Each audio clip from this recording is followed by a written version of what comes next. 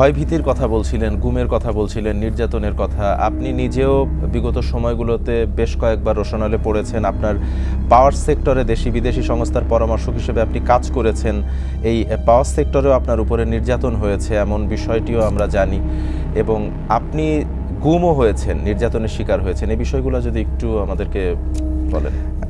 যেটা আইটি সেক্টরে আমি বললামই যে আইটি সেক্টরে তো 2014 সালে, এবং এখানে আমাকে জীবন ভিক্ষা দেওয়া হয় উইথ এ মুসলেখা।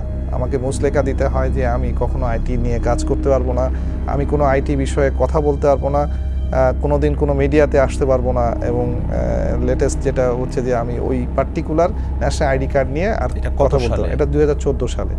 তো এটার পরিবর্তে আসলে মুসলেখার মাধ্যমে জীবন ভিক্ষা দেওয়া হয়, এমন মুসলেখা জীবন ভিক্ষা দেওয়া হলো।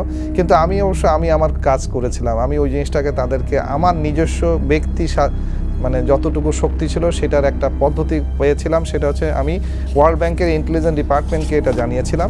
তারা 4 বছর এটাকে ইনভেস্টিগেশন করে 2019 সালে তারা একটা রিপোর্ট পেশ করে, পাবলিশ করে, এবং যেটা আপনাদের কাছে অ্যাভেলেবেল। সেই পাবলিশে পরিষ্কারভাবে বলে দেওয়া আছে যে টাইগার আইটি এই অন্যায়টা করেছে এবং তারা ঘুষ দিয়েছে, ঘুষ বা দুর্নীতির জন্য টাকা দিয়েছে তারেক সিদ্দিকীকে। এটা প্রমাণিত। তো সেই প্রমাণটা যেহেতু আমার কাছে আছে, সো আমি মনে করি যে 14 সালের যে আন্দোলনটা আমি করেছিলাম সেই আন্দোলনে আমি সাকসেসফুল হয়েছি। At least it is bin proven factor. কিন্তু যেটা লেটেস্ট ঘটে গেল সেটা আমার সাথে, সেটা হচ্ছে পাওয়ার সেক্টর। এরপর থেকে আমি এশিয়ান ডেভেলপমেন্ট ব্যাংকে অনেকগুলো কনসালটেন্সি পাওয়ার সেক্টর নিয়ে কাজ করি।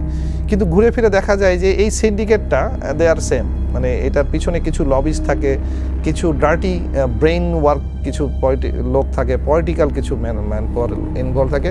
তারা কি করে, যখনই দেখে যে কোনোভাবে আমাকে ওই ঘরানার না, ওদের ঘরানার না পাওয়া গেছে, তখনই তারা কোনো বড় প্রজেক্ট হতে গেলে বা বড় কিছু করতে গেলেই তারা বাধা সৃষ্টি করে।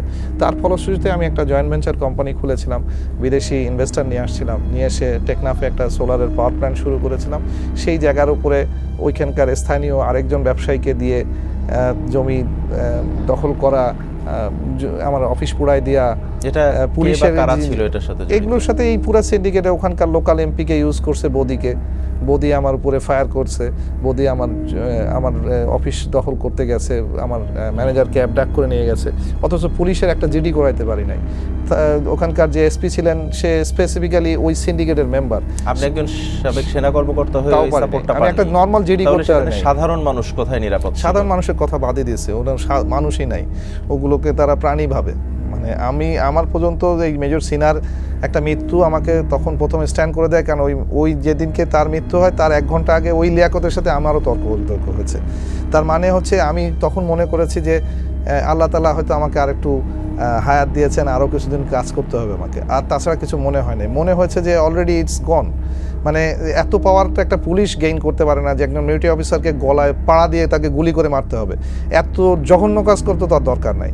তার যা দরকার ছিল সে ইয়াবা ব্যবসার সাথে যুক্ত, সে অর্থ ইনকাম করে, অন্যায়ের সাথে যুক্ত, সেগুলো সে করুক। কিন্তু একজন নিরীহ একটা অফিসার যে ওই এলাকায় কোনো একটা ডকুমেন্টারি বা কোনো একটা কিছু করার জন্য তার সাথে টাসেলে চলে গেছে, সেই অফিসারকে এরকম জঘন্যভাবে মৃত্যু বরণ করাটা কিন্তু মূল বিষয় না। মূল বিষয় হচ্ছে আপনাকে মেসেজ পাস করা যে আপনি যদি এরকম আন্দোলনে বা কোনো রকমের আপনি বিরোধিতা করেন, আপনার মৃত্যুটা এতটাই জঘন্য হবে।